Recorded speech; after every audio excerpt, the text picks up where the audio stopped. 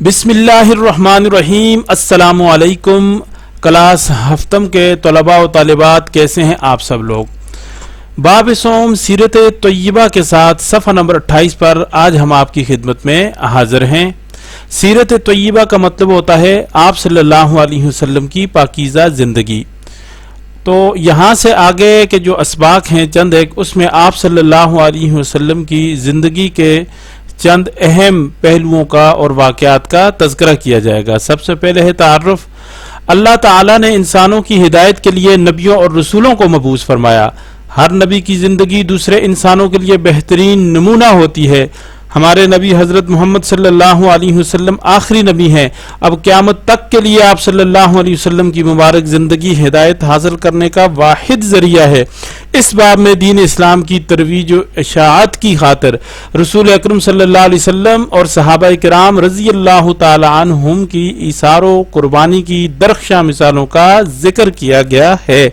درخشاں کا مطلب ہوتا ہے چمکتا ہوا، تابان روشن، یعنی ایسی مثالیں جو کہ چمکتی ہیں، ایسی مثالیں جو کہ دنیا کے اندر عام طور پر نہیں ملتی، جیسے کہ سورج چمکتا ہے، چاند چمکتا ہے، ستارے چمکتے ہیں، لیکن وہ چند ایک ہوتے ہیں جو نظر آتے ہیں، باقی تو نظر نہیں آتے۔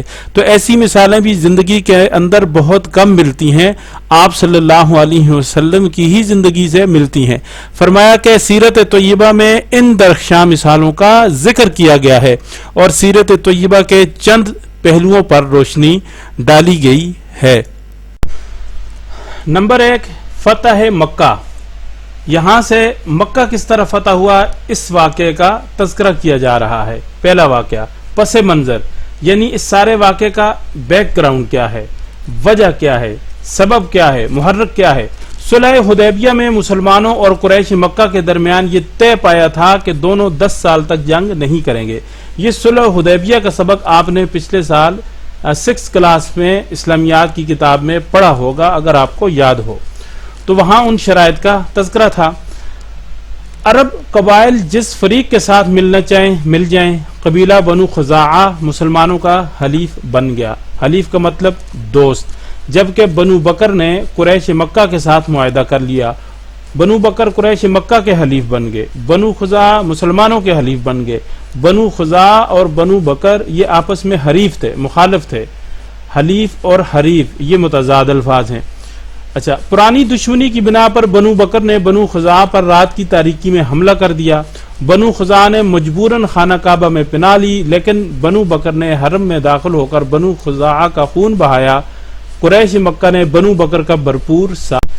بنو خزاعہ کے ایک وفد نے رسول اکرم صلی اللہ علیہ وسلم کی خدمت میں حاضر ہو کر عرض کی کہ قریش مکہ اور بنو بکر نے معاہدے کی خلاف ورزی کی ہے اور خانہ کعبہ کی حرمت کا بھی خیال نہیں رکھا، یعنی خانہ کعبہ کے اندر تو لڑائی کرنا ناجائز اور حرام ہے، تو ان ظالموں نے خانہ کعبہ کے اندر بھی ہمیں نہیں بخشا اور اس طرح ہمیں بھی مارا، معاہدے کی خلاف ورزی ہوئی، اور خانہ کعبہ کی حرمت کا بھی خیال نہیں کیا، یہ بھی خانہ کعبہ کی توہین ہوئی۔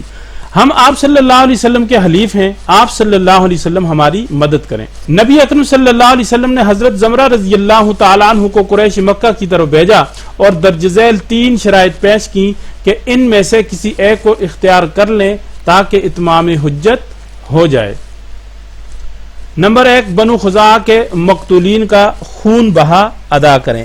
خون بہا کہا جاتا ہے وہ رقم، وہ نقدی جو خون کے بدلے قاتل مقتولین کے ورثاء کو ادا کرتا ہے، یعنی آپ نے جتنے ہمارے بندے مارے ہیں ان کے حساب سے آپ ہمیں پیسے دیں، ہمارا نقصان ہوا ہے، اس کو خون بہا کہا جاتا ہے اور اس کو دیت بھی کہا جاتا ہے۔ نمبر 2، بنو بکر کی حمایت سے دستبردار ہو جائیں، الگ ہو جائیں کہ بھی ہمارا بنو بکر کے ساتھ کوئی تعلق نہیں۔ نمبر 3، معاہدہ حدیبیہ کے ختم کرنے کا اعلان کریں کہ آپ نے تو توڑ دیا، عملی طور پہ بتا دیا، توڑ دیا معاہدہ، تو اب جو ہے نا اعلان بھی کر دیں کہ ہم اس معاہدے سے دستبردار ہو رہے ہیں۔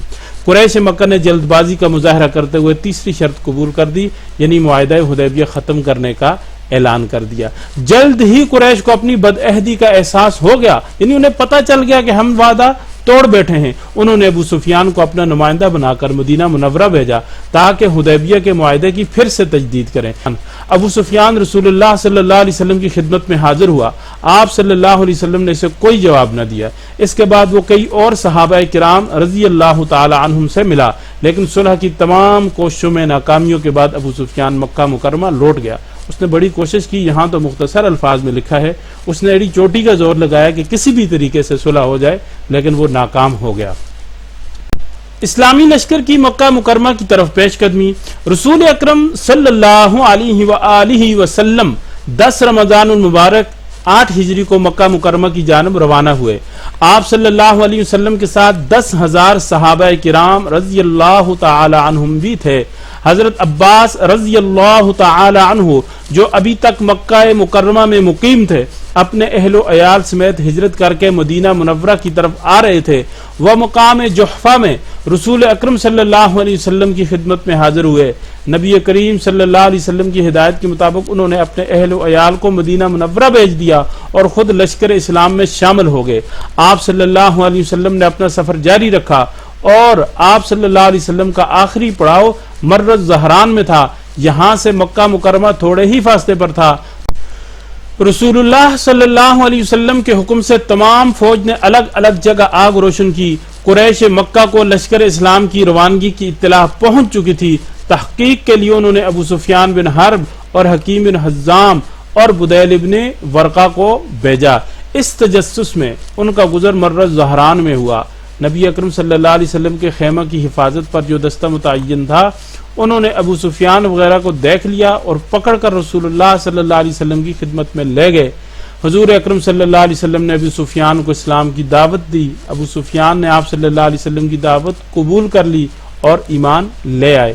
جب رسول اللہ صلی اللہ علیہ وسلم مکہ مکرمہ کی طرف روانہ ہونے لگے تو حضرت عباس رضی اللہ تعالیٰ عنہ سے فرمایا کہ ابو سفیان کو پہاڑ کی چوٹی پر لے جا کر کھڑا کرو تاکہ اللہ تعالیٰ کے لشکر کا نظارہ آنکھوں سے دیکھ لیں۔ آپ صلی اللہ علیہ وسلم نے ابو سفیان رضی اللہ تعالیٰ عنہ کو عزت دی اور فرمایا کہ جو کوئی ابو سفیان کے گھر میں پناہ لے گا اسے امان ہے۔ اس کے علاوہ جو ہتھیار ڈال دے، مسجد حرام میں داخل ہو جائے یا اپنا دروازہ بند کر لے، اس کو بھی امان ہے۔ حضرت ابو سفیان رضی اللہ تعالی عنہ تیزی سے مکہ مکرمہ پہنچے اور حضور اکرم صلی اللہ علیہ وسلم کی طرف سے امان کا پیغام لوگوں کو دیا اور قریش مکہ کو بتایا کہ ان میں مسلمانوں سے لڑنے کی ہمت نہیں۔ حضور اکرم صلی اللہ علیہ وسلم مکہ مکرمہ میں داخل ہوئے اور آپ صلی اللہ علیہ وسلم نے اسلامی لشکر کو 4 حصوں میں تقسیم کر دیا۔ حضرت خالد بن ولید رضی اللہ تعالیٰ عنہ کے لشکر سے لڑنے کے لیے قریش کے کچھ نوجوان آئے جو معمولی سی جھڑپ میں قریباً 13 لاشیں چھوڑ کر بھاگ گئے، یعنی بندے آئے تھے، جس وقت ان کو مار پڑی 13 بندے ان کے قتل ہوئے تو باقی جو زندہ تھے وہ لاشیں بھی وہیں چھوڑ کے بھاگ گئے۔ اس کے بعد حضرت خالد بن ولید رضی اللہ تعالیٰ عنہ مکہ مکرمہ کی گلی کوچوں سے ہوتے ہوئے کوہ صفا پر حضور اکرم صلی اللہ علیہ وسلم سے جا ملے۔ مسجد حرام میں داخلہ۔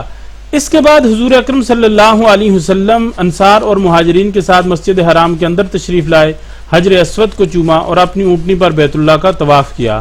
طواف کے بعد حضرت عثمان بن طلحہ رضی اللہ تعالیٰ عنہ سے خانہ کعبہ کی چابی لی۔ اس وقت آپ صلی اللہ علیہ وسلم کے ہاتھ میں ایک کمان تھی اور بیت اللہ کے اندر 360 بت رکھے ہوئے تھے۔ آپ صلی اللہ علیہ وسلم نے اسی کمان سے خانہ کعبہ کے اندر رکھے ہوئے تمام بت گرا دیے۔ آپ صلی اللہ علیہ وسلم بتوں کو ٹھوکر مارتے جاتے اور کہتے جاتے، جاء الحق وزهق الباطل ان الباطل كان زهوقا۔ حق آ گیا اور باطل مٹ گیا، بے شک باطل مٹنے ہی والا ہے۔ آپ صلی اللہ علیہ وسلم نے خانہ کعبہ کے اندر نماز ادا فرمائی اور باہر تشریف لائے۔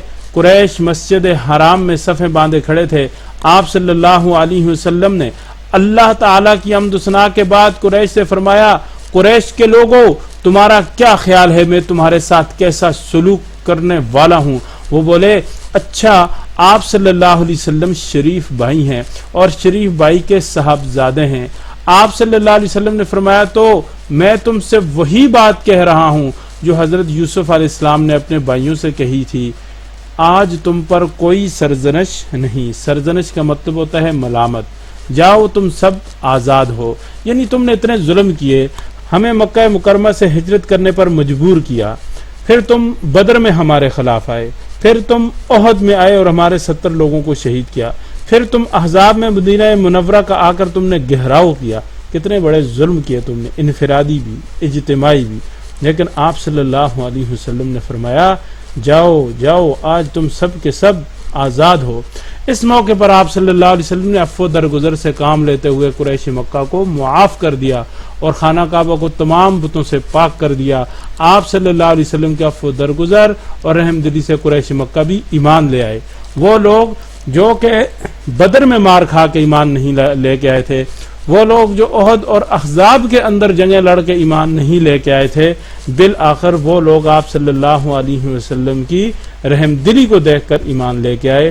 وہ لوگ جو آپ صلی اللہ علیہ وسلم کے ہاتھوں میں معجزات دیکھ کر ایمان نہیں لائے تھے، لیکن جب آپ صلی اللہ علیہ وسلم نے اپنے اخلاق کا انتہائی مظاہرہ کیا اور آپ صلی اللہ علیہ وسلم نے ان کو معاف فرما دیا، تو یہ سب کے سب لوگ ایمان لے کے آئے۔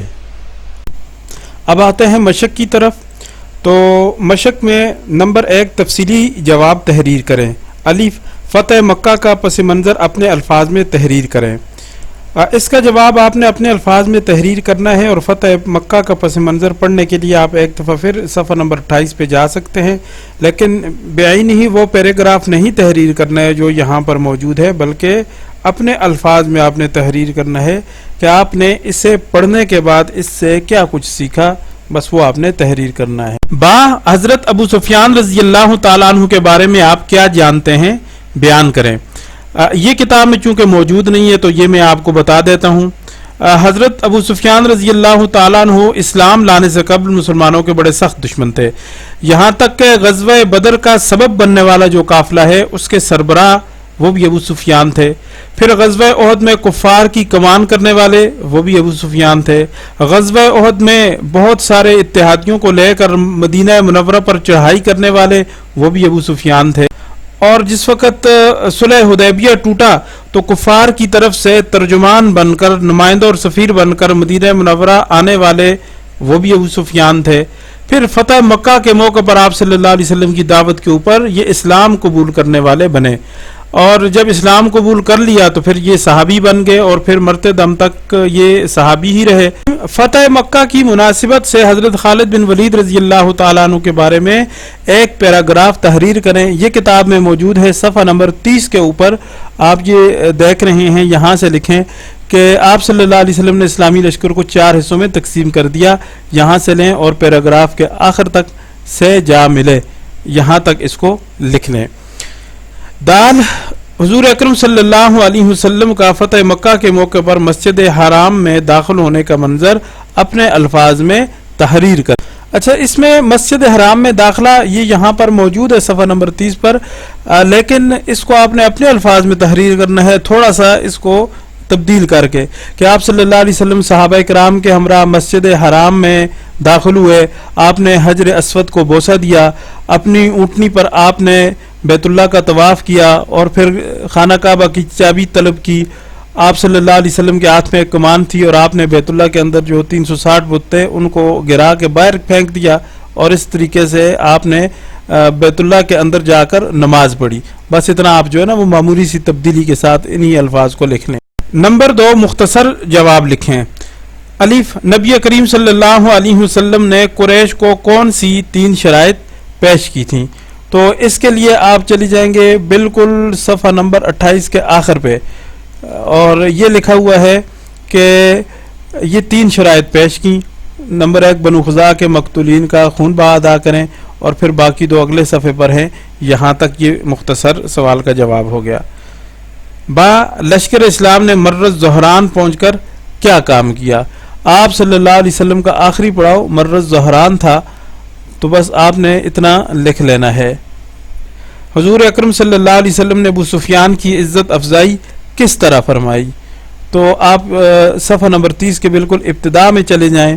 آپ صلی اللہ علیہ وسلم نے ابو سفیان رضی اللہ تعالیٰ عنہ کو عزت دی، اور فرمایا جو کوئی ابو سفیان رضی اللہ تعالیٰ عنہ کے گھر میں پناہ لے گا اسے امان ہے۔ تو یہ ہوا جواب۔ दाल हजूर अकरम सल्लल्लाहु अलैहि वसल्लम बुतों को ठोकर मारते हुए क्या फरमाते जाते थे? तो इस पे लिखेंगे आप ये आयत यहाँ से, आप सल्लल्लाहु अलैहि वसल्लम बुतों को ठोकर मारते जाते और कहते जाते जाअल हक़्क़ु व ज़हक़ल बातिल इन्नल बातिल कान ज़हूक़ा, हक आ गया और बातिल मिट गया, बेशक बातिल मिटने ही वाला है। हाँ, हुजूर अकरम सल्लल्लाहु अलैहि वसल्लम ने कुरैश से खिताब में क्या इरशाद फरमाया? तो आप ये लिख सकते हैं यहाँ से कि आप सल्लल्लाहु अलैहि वसल्लम ने अल्लाह की हम्द सना के बाद कुरैश से फरमाया, यहाँ से लेके सफ़ा नंबर 31 के इख्तिताम, जाओ तुम सब आज़ाद हो, यहाँ तक। सवाल नंबर 3, खाली जगह पुर करें। आज के मुताले के बाद ये आपको खुद पुर कर लेनी चाहिए, बहुत ही आसान। सवाल नंबर 4 है जी, दुरुस्त जवाब पर टिक का निशान लगाएं। अलीफ, काफरों ने बैतुल्लाह के अंदर बुत रखे थे, सही जवाब है 360। बा, हुजूर अकरम सल्लल्लाहु अलैहि वसल्लम ने खाना काबा की चाबी किन से ली? इसका जवाब है जी बा, हजरत उस्मान बिन तलहा रज़ियल्लाहु ताला अन्हु से। जीम, आप सल्लल्लाहु अलैहि वसल्लम किस चीज से बुतों को ठोकर मारते जाते थे? अलीफ, छड़ी से। दाल, हजरत खालिद बिन वलीद रज़ियल्लाहु ताला अन्हु से जड़प में कितने मुशरिक मारे गए? बा, करीबन 13। हा, कुरैश का कौन सा सरदार मुआहिदा-ए हुदैबिया की तजदीद के लिए मदीना मुनव्वरा पहुंचा? जवाब है बा, अबू सुफियान। सरगर्मी बराए तलबा फतेह मक्का के बारे में मुज़ाकरा करें। अल्लाह आपको सुकूल आने की तौफीक दे, हालात ठीक हों तो फिर मुज़ाकरा भी आपका करा लें। रहनुमाई बराए असातिज़ा किराम, तलबा को फतेह मक्का के फ़ायदे समरात के बारे में बताएं। यकीनन फतेह मक्का से पहले जो हिजरत थी वो फ़र्ज़ थी, वो बाद में फ़र्ज़ नहीं रही। उसकी वजह ये थी कि हिजरत करना बड़ा मुश्किल था और जो मक्का के मुशरिकीन थे, कुफ़ार थे, वो मुसलमानों पर तरह तरह के जुल्म स्तम डालते थे। वो 3 दफ़ा मदीना पे हमले की कोशिश कर चुके थे। बदर में गो के मदीना से दूर ही वो आए, लेकिन आए ज़रूर। फिर ओहद में आए, फिर अहज़ाब में आए। तो ये बड़े मसाइल इन लोगों ने सहाबा कराम के लिए खड़े किए और आप सल्लल्लाहु अलैहि वसल्लम की असल अपोजिशन यही लोग थे। जब फतेह मक्का हो गया तो ये अपोजिशन ख़त्म होगी, फिर आप सल्लल्लाहु अलैहि वसल्लम बड़े आराम से आगे बढ़े और फिर इस्लाम बढ़ता चला गया और फैलता चला गया। इसी को अल्लाह रब्बुल इज़्ज़त ने कहीं फरमाया इन्ना फ़तहना लका फ़तहम मुबीना, और कहीं फरमाया कि इज़ा जा नस्रुल्लाहि वल फ़त्ह। तो कुरान पाक ने बार बार इस फतह को बड़ी अहमियत दी है। तो यहाँ तक पहुँच के हमारा सबक हुआ इख्तिताम पजीर। आप हमारी इस वीडियो को लाइक करें, हमारे चैनल को सब्सक्राइब करें, इस वीडियो को दूसरे तलबा के साथ शेयर करें। सबक में अगर कोई बात समझ नहीं आई तो कमेंट्स में अपनी राय का इजहार करें और हमें अगली वीडियो तक दीजिए इजाज़त। अल्लाह हाफिज़।